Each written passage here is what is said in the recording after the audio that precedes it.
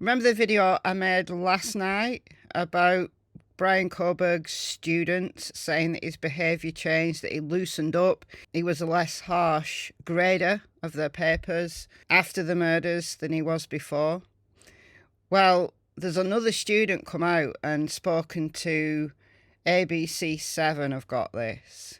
Different student than the information that I gave you last night. So this is a consistent thing. Complaints were about him. A professor had to get involved and made it into kind of like like a mock courtroom type thing to get students to engage with Bryan, to ask them why he was grading them badly. It's super interesting, fascinating from a first-hand account of somebody who was actually taught by Bryan Kohberger. Check it out. He was pretty strict as far as grading goes. When he came into class, he was very, not super mentally present. He would stand up at the front, look at the ground. He had a lot of like boilerplate responses he would give people rather than, maybe something he had thought up on the spot. It seemed like he would be, he'd come in knowing what he was going to say to like most interactions. And then when he would grade your papers, he would be grading you on what he ended up calling like a higher standard. But what it really felt like to us was he was grading us like he would have graded himself as a PhD student. And so that was just kind of like, we were all annoyed by him. And so I knew his name, I knew like, oh, T.A. Bryan, like he sucks at this. Like he's grading us too harshly. And that was like an annoyance. But obviously beyond that, we just thought he was a little weird and kind of, a bad grader.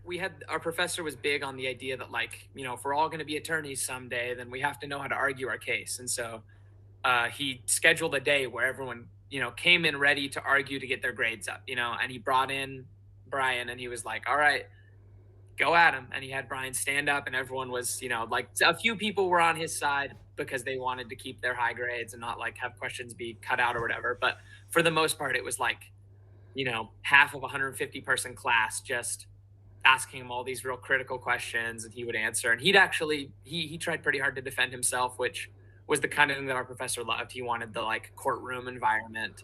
And so there was just a period of class where we were all sort of arguing about this. It wasn't like yelling or anything, but it was certainly conflict, Yeah, we just, it would have been about a month before winter break when like the murders happened. And we didn't obviously build our framework for this around that because we had no reason to connect him to that, at the time. But definitely around then, he started grading everybody just hundreds, not like you pretty much, if you turned something in, you were getting high marks, and he stopped leaving notes. It was just, he seemed preoccupied is what I would have said at the time. And now obviously he seems like he was probably pretty preoccupied, but it was much easier. You turn in whatever you wanted pretty much. And he was just grading them up and sending them back. Like he probably, that I saw, he was always a little bit spotty on whether or not he'd come to class because he had, whatever PhD stuff over the top of it. But the couple times that he did come after or around that time period, I remember him, he had like a little bit more facial hair, just like stubble, but definitely less like well kept than he was. And he was a little quieter. He used to stand up at the start of class and like talk about some stuff sometimes. And this time he didn't really do that at all. He was definitely, I think, like the previous like mental preoccupation that we had been noticing where it was like, he didn't really want to be there. That was at like an all-time high. And he just, didn't look like he was doing great.